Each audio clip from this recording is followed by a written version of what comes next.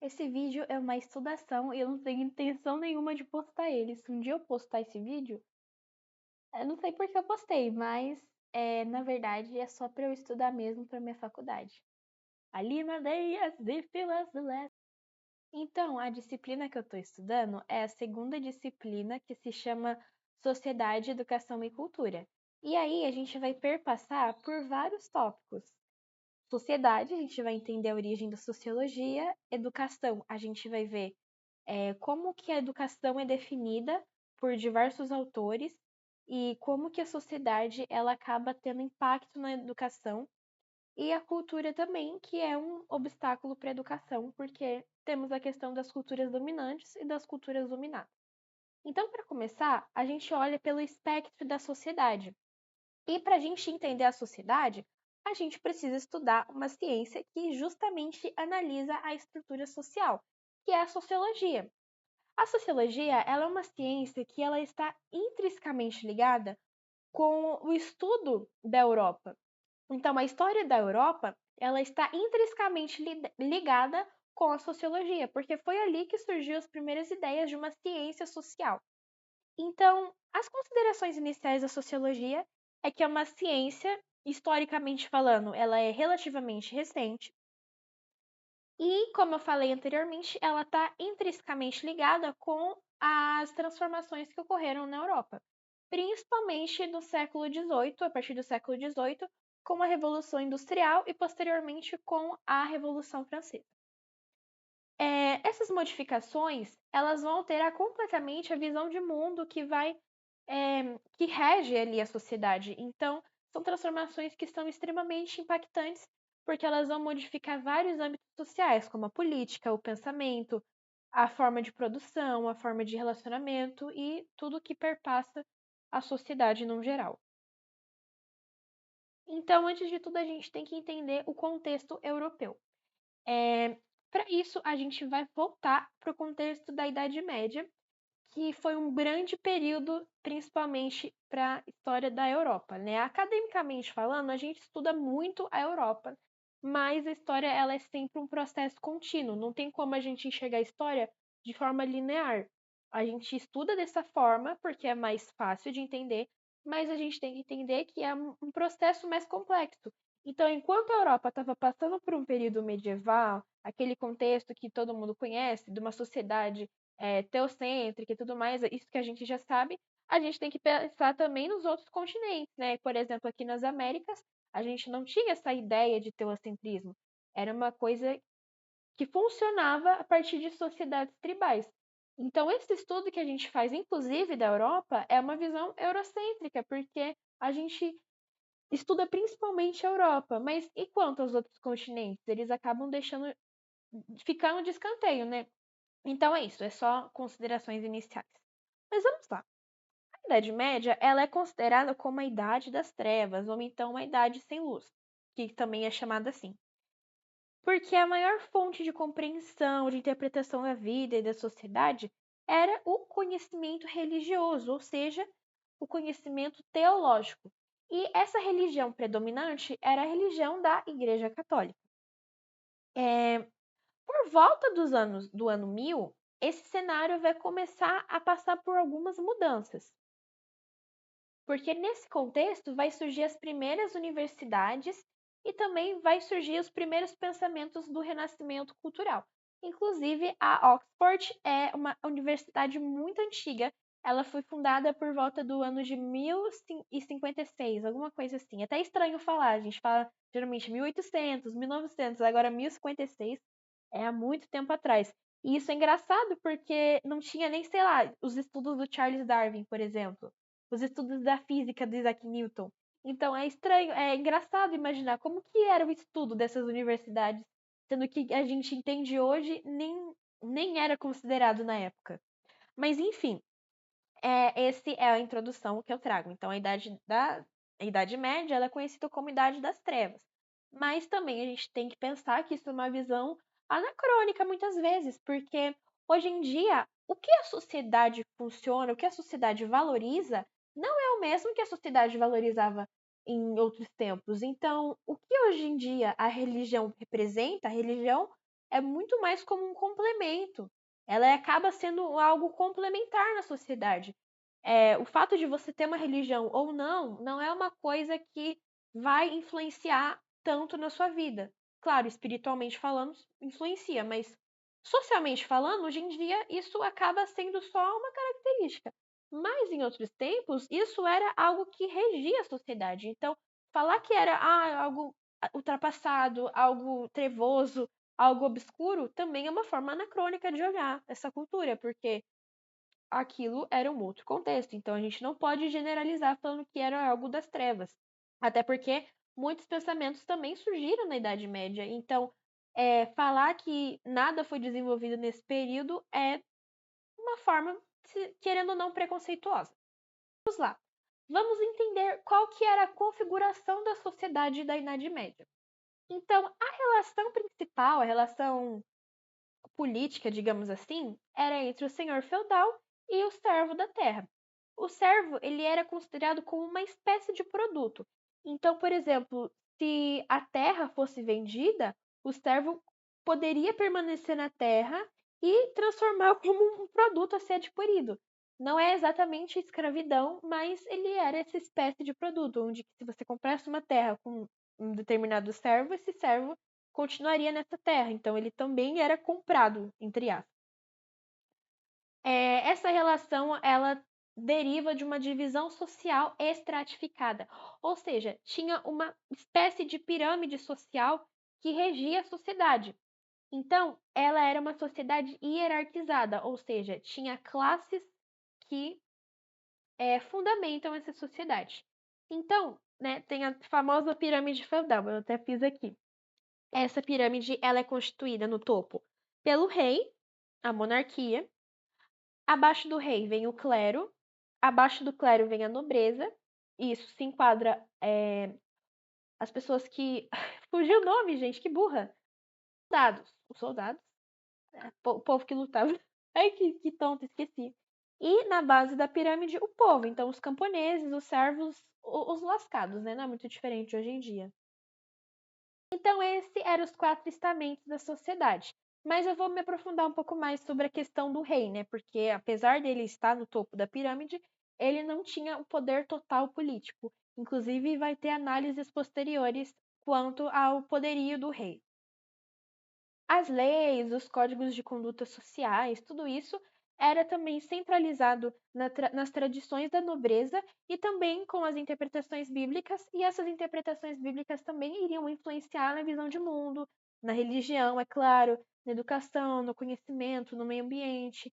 Então, todo conhecimento ele era predominantemente teológico religioso. A cultura também vai ser baseada na religião e a natureza ela era vista como algo perfeito, como uma obra feita por Deus. E outro aspecto importante da Idade Média, que é imprescindível a gente analisar, é a questão do tempo e as relações estabelecidas por tal. Porque o tempo na Idade Média ele existia como uma multiplicidade de tempo. Então, existia o tempo natural, porque, vamos lá, eu esqueci de falar de um ponto, né? Das características principais da Idade Média, acabei esquecendo de falar um ponto. Mas um dos aspectos da Idade Média é que a sociedade ela tinha como economia a questão dos feudos. Tanto que quando a gente estuda a Idade Média, não tem como estudar esse período sem estudar o feudalismo. E o feudalismo ele foi um sistema econômico baseado nos feudos. Os feudos eram o quê? Grandes porções de terra e nessas terras as pessoas elas acabavam produzindo. E elas produziam o quê?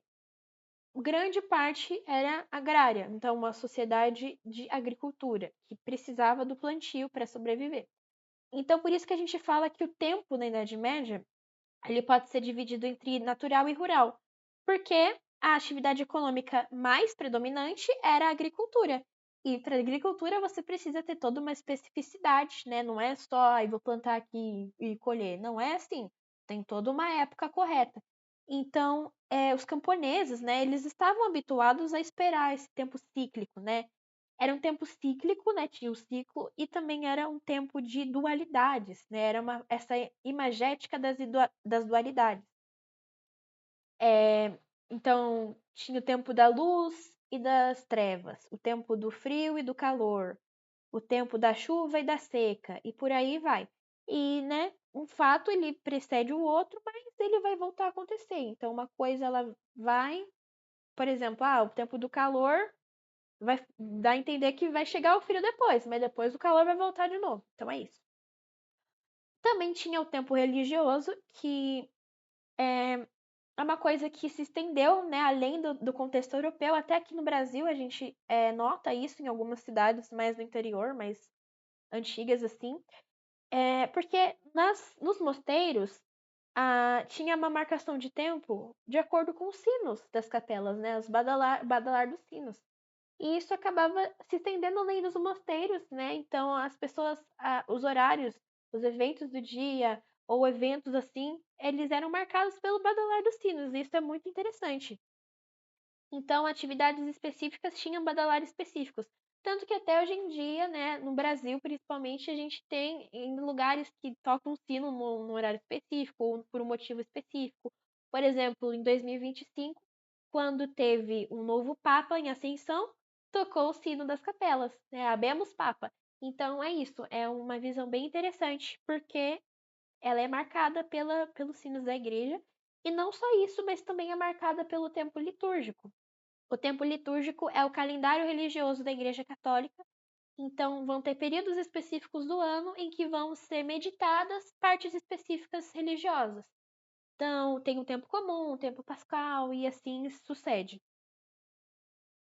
Como, por exemplo, eu marquei aqui as horas canônicas, que eram partes do ofício que eram elaboradas ao longo do dia. Então, por exemplo, as laudes eram orações da manhã, as horas menores eram a terça, a sexta e a nona.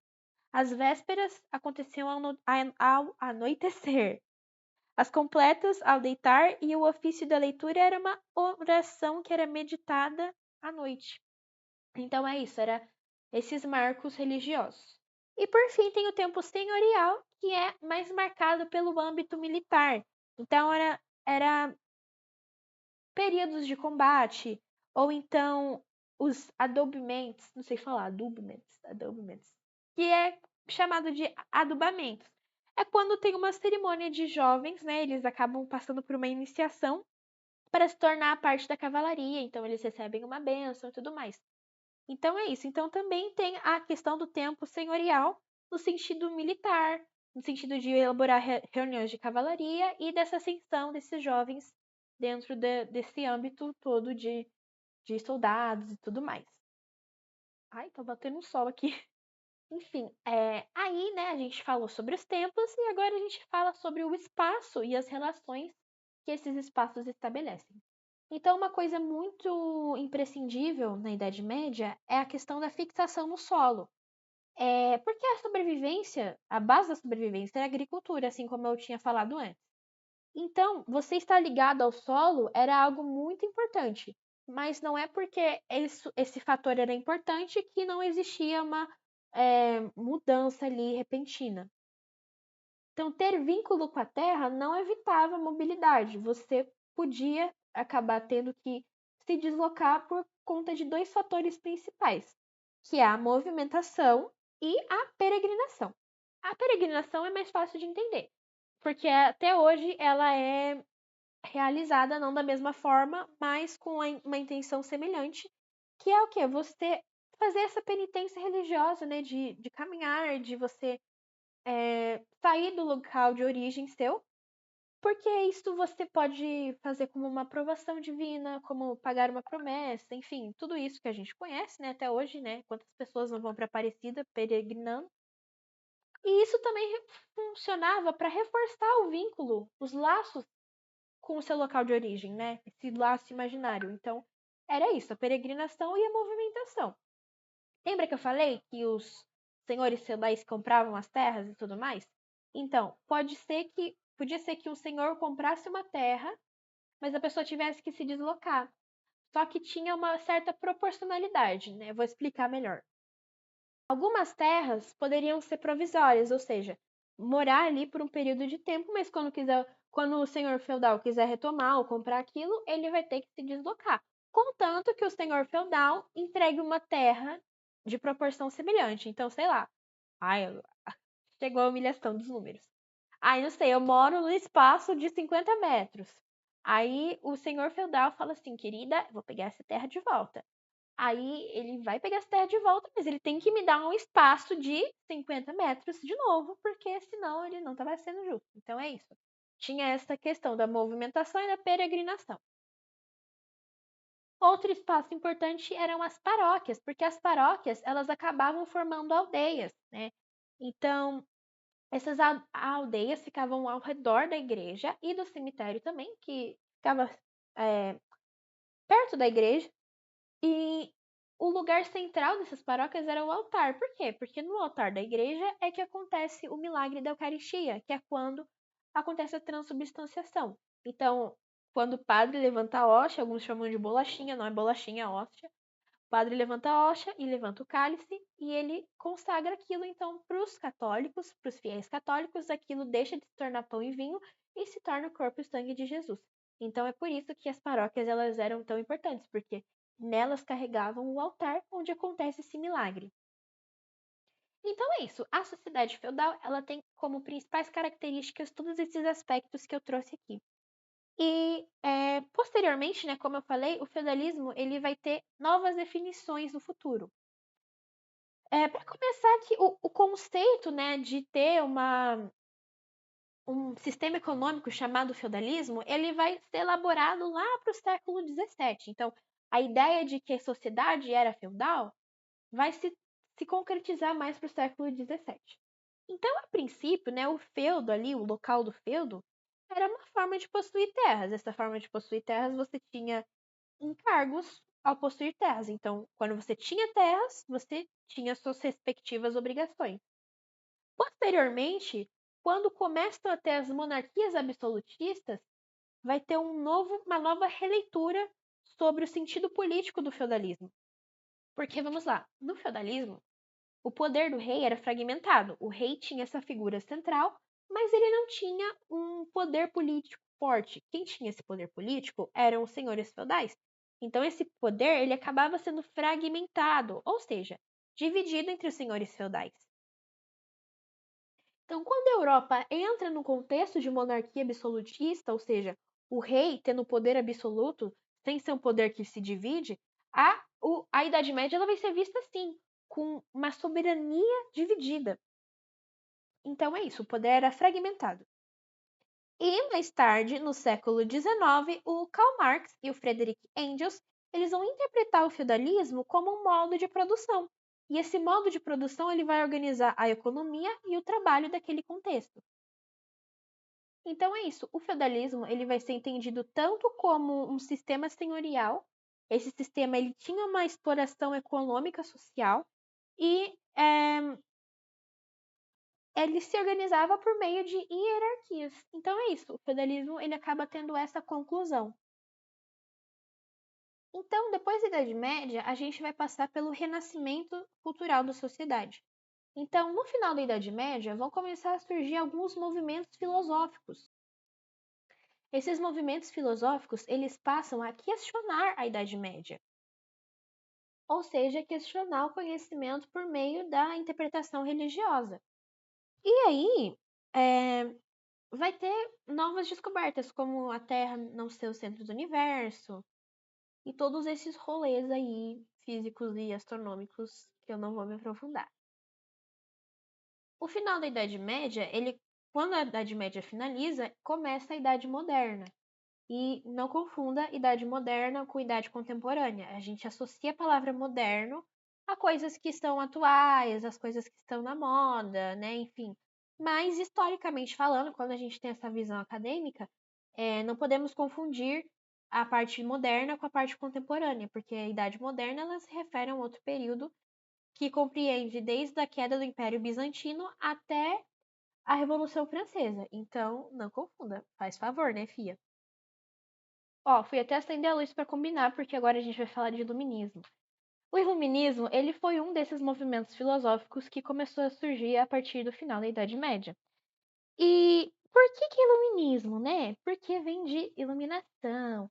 Ai, era toda uma ideia de iluminar as trevas que vinham da Idade Média, e nós somos o século das luzes, e somos os melhores, e tudo mais. E aí, os fundamentos do pensamento iluminista, eles vão valorizar a razão humana. Uma coisa muito interessante sobre história é que praticamente todo novo período que surge, ele é sempre marcado por uma ruptura. Então, por exemplo, a Idade Antiga, quando começa a Idade Moderna, a Idade Média, ela é marcada pela ruptura do Império Romano. Aí, agora na Idade Média para a Idade Moderna, ruptura do Império Bizantino. E aí vai seguindo. Sempre tem uma ruptura. E essa ruptura ela não precisa ser só política, ela é uma ruptura cultural, uma ruptura ideológica. Então, é sempre marcado por rupturas a nossa história. Então, quando você até estuda história da arte, pode até ser um pouco confuso, porque a gente começa a estudar renascimento cultural e neoclassicismo, e aí parece que as coisas são iguais, mas não são. Então é isso, são rupturas que acontecem ao longo da história da humanidade. E qual que era a ruptura do iluminismo? Era romper com o pensamento religioso e passar a valorizar o pensamento racional, usar a sua razão. Então agora os homens dessa sociedade creem que eles são responsáveis pela própria fonte de conhecimento e pelo seu próprio destino, formando assim a corrente de pensamento racionalista. Esses pensamentos eles não eram contra somente a religião, mas também contra a tradição da nobreza, né? O fato da nobreza sempre ter esse poder e como eles ascendiam ao poder. Além disso, é com o iluminismo que começam a surgir as ideias liberais. Então, é com o iluminismo que passa a ter essas ideias de liberdades individuais. Porque agora o homem, o ser humano, ele é o centro do conhecimento. Então, passa a surgir as ideias de liberdade econômica, liberdade de expressão, acho que ainda não muito fundamentada. Mas começa a ter esses liberalismos. Então, né, como eu falei, o racionalismo ele surge a partir do século XVII e é uma corrente filosófica que ele vai atribuir à razão humana uma grande veracidade. Então, aquilo que você consegue inferir por sentimentos, experiências, religião, tudo isso acaba sendo desvalorizado, sendo posto de lado.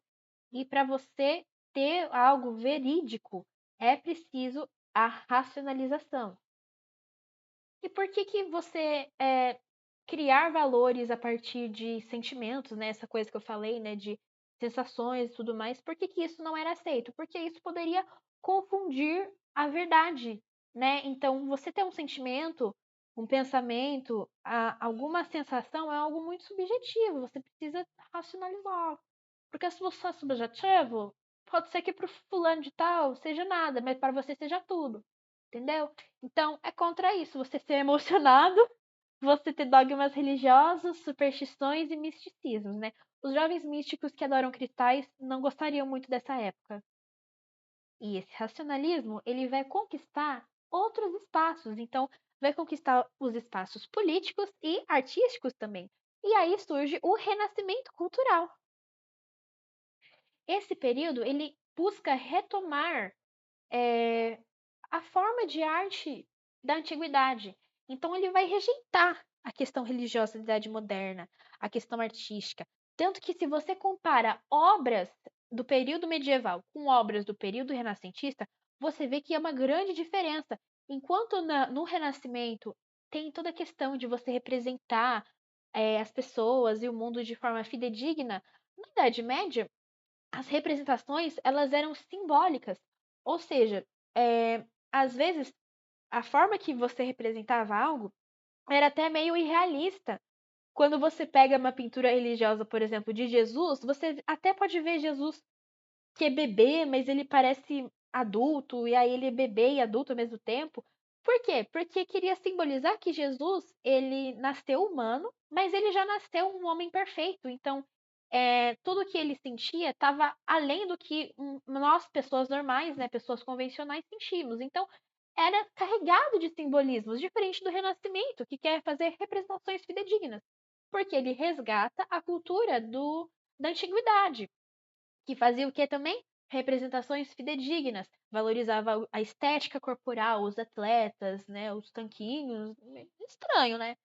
Então é isso. Então vai ter várias obras principais que marcam o Renascimento. E nossos amigos italianos, eles foram os que mais difundiram esse movimento, porque é ali que começa as primeiras manifestações do Renascimento. Começa na Península Itálica. Como eu falei, a Idade Moderna ela é marcada pela queda do Império Bizantino. E nesse contexto, nessa região da Península Itálica, ela acaba tendo muita influência dessas pessoas que tinham esses conhecimentos greco-romanos. Então, por isso que é ali que começa a ser difundido, porque, como eu falei, o Renascimento ele se baseia muito na Antiguidade Clássica para formar novas ideias, né? Renascimento, eu foquei na questão artística, mas vai além disso, vai na questão cultural, política, enfim. Então é por isso que na Itália isso é mais difundido, porque é ali que tinha as principais pessoas que acabaram realizando essa queda do Império Bizantino. Inclusive, é na região da Itália que tem os mecenatos, né? Essa proteção cultural sobre as pessoas que, né, artistas.